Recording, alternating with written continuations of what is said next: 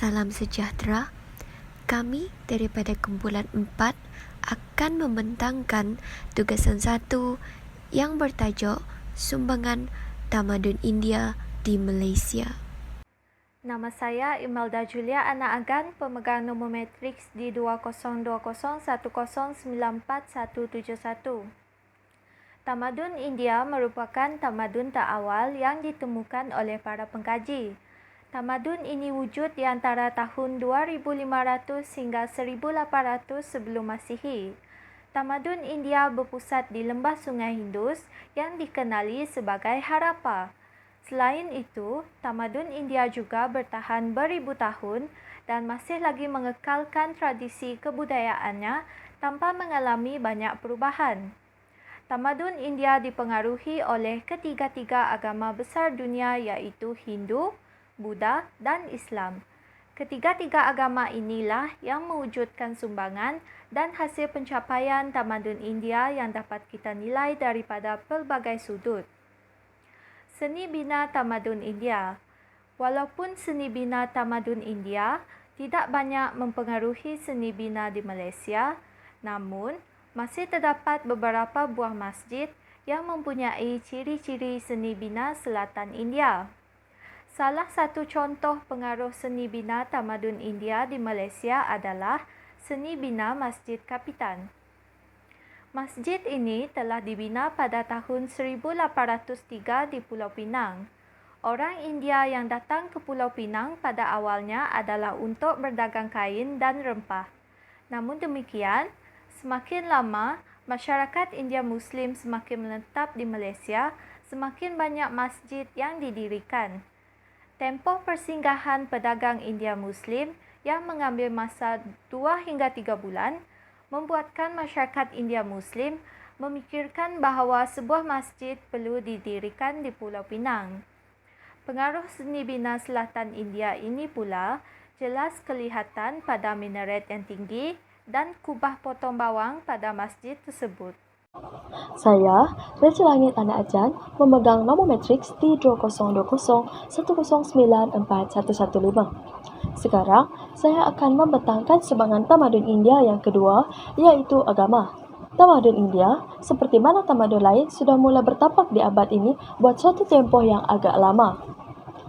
Menurut kajian, melalui mohor, batu, dan bahan tembikar yang ditemui membuktikan bahawa masyarakat lembah Indus mempunyai agama dan kepercayaan yang tersendiri. Agama Hindu sememangnya sudah tidak asing di Nusantara, dan agama ini merupakan agama yang tertua di dunia. Agama Hindu mempunyai 5 konsep yang utama, iaitu Brahman, Atman, Karma, Moksha dan Samsara. Brahman merujuk kepada Tuhan. Atman pula ialah roh individu yang terdapat dalam badan setiap manusia. Atman sentiasa berusaha bersatu bersama Brahman, namun itu hanya akan berlaku bergantung kepada karma. Penganut agama Hindu sentiasa berusaha untuk membebaskan diri daripada samsara dan mencapai moksha. Moksha dalam arti kata lain ialah syurga. Selain daripada itu, agama Hindu juga mempunyai kitab suci yang tersendiri yang dikenali sebagai Veda. Seperti yang kita ketahui, penganut agama Hindu mempunyai jumlah yang agak ramai di Malaysia. Penganut agama ini mengamalkan upacara keagamaan. Saban tahun, kita boleh melihat penganut agama Hindu merayakan Hari Wesak dan Deepavali. Contohnya, Batu Keh merupakan lokasi wajib bagi penganut agama Hindu apabila Hari Deepavali. Baiklah, sekarang kita akan beralih kepada sumbangan tamadun India yang ketiga, iaitu makanan.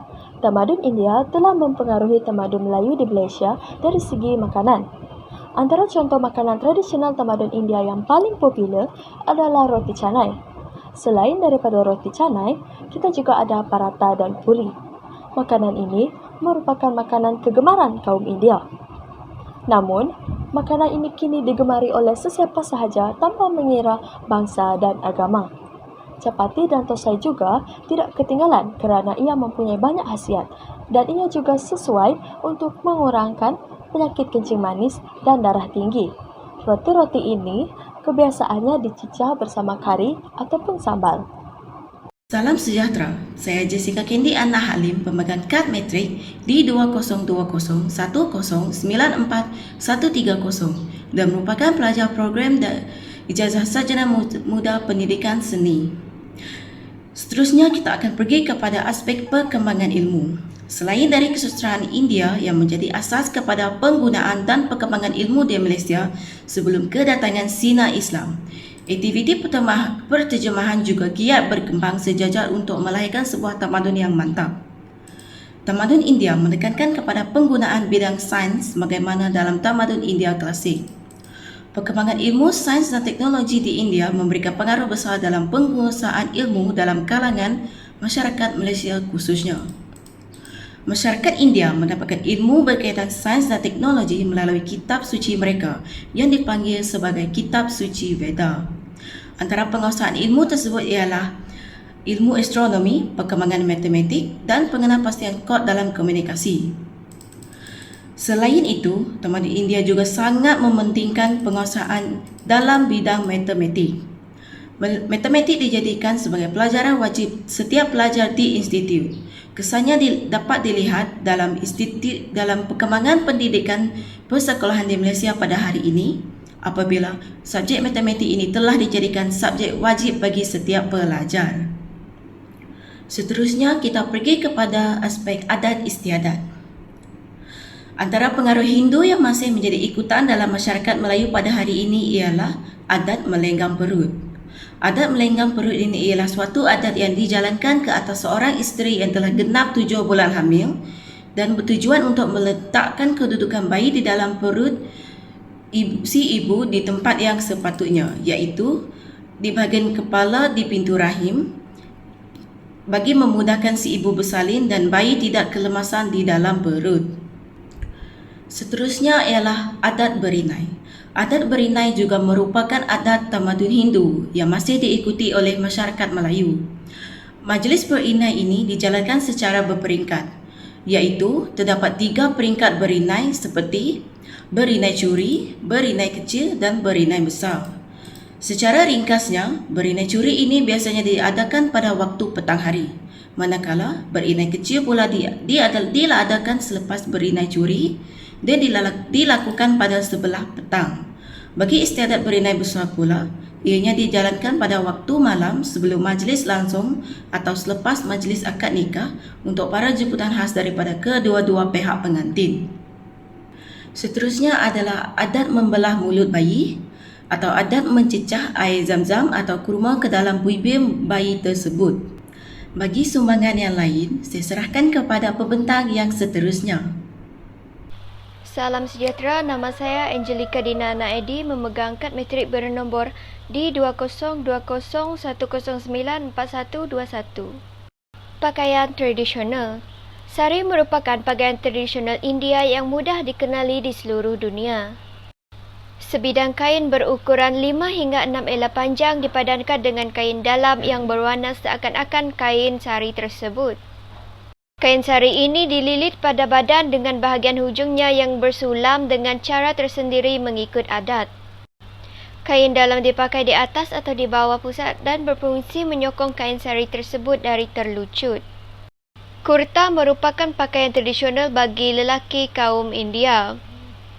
Kurta merupakan kemeja panjang yang sampai ke lutut yang diperbuat daripada kain sutera, lime atau kapas. Kurta selalunya dipadankan dengan seluar longgar atau seluar curidar. Kurta selalunya dipakai ke majlis-majlis rasmi seperti perkahwinan. Kurta juga boleh dipakai dengan dhoti.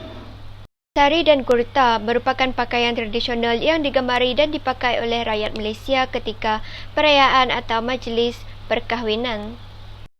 Pengaruh bahasa Sanskrit. Bahasa Sanskrit dibawa oleh pedagang India yang meresap melalui 2 epik Hindu yang berjudul Ramayana dan Mahabharata. Ia ditemukan pada batu bersurat pada abad ke-7 iaitu pada zaman kerajaan Sriwijaya. Sifat bahasa Melayu yang mudah dilentur mengikut keadaan juga antara penyebab bahasa asing seperti bahasa Sanskrit diterima. Terdapat beberapa contoh perkataan yang dipengaruhi bahasa Sanskrit iaitu nagaram menjadi negara, bumi menjadi bumi, putera menjadi putera.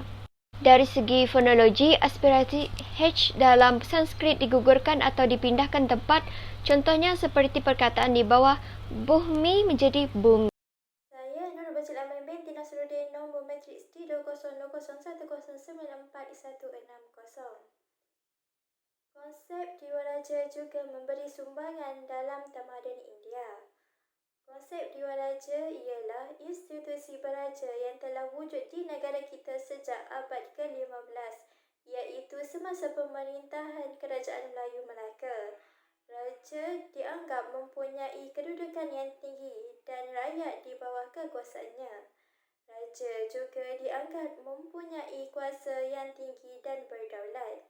Justru itu, wujudnya konsep derhaka.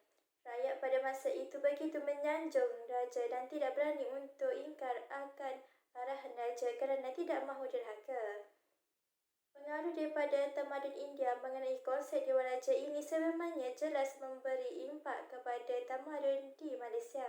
Konsep raja juga berkait rapat dengan konsep daulat dan derhaka. Hal ini membawa maksud bahawa raja memegang kedudukan teratas dalam sertifikasi sosial masyarakat India.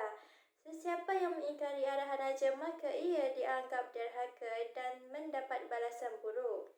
Konsep ini sebenarnya jelas bercanggah dengan fahaman ajaran Islam yang ada di Malaysia. Namun yang lain demikian konsep daulat masih diamalkan di negara kita.